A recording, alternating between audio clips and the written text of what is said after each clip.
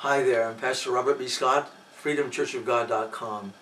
If you've been watching the news, you realize that the Pope is imminently going to be named a new Pope. The Pope is stepping down. Actually, Tom Horn predicted this. He said that the Pope would resign. He's basing it on certain prophecies of Malachi, a Catholic man way back several centuries ago. And a lot of his prophecies have come true, but they are not as true as God's prophecies. We have to speculate a little bit as far as to think what could happen, because we need to be ready. The Bible says that there will be false signs and wonders coming, and there's a lot of things that going on behind the scenes we may not be aware of. We get inklings of these things. We can't say for sure they're true, but we want to be prepared for any eventuality, and we should be. God says to watch and to pray, to be ready. So we don't know if the prophecies of Malachi in this Catholic fellow that are they going to come true. Is the man going to be named Peter?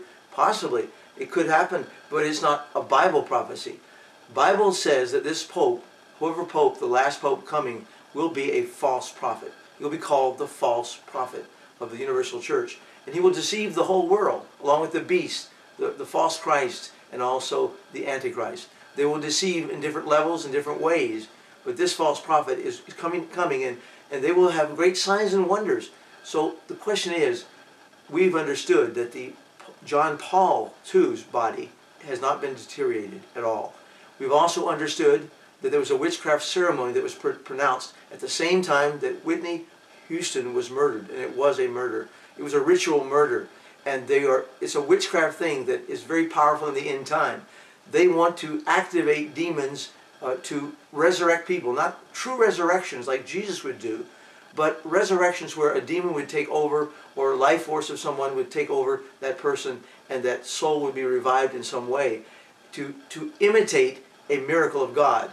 But it's not a miracle of God. It's a false sign and a false wonder.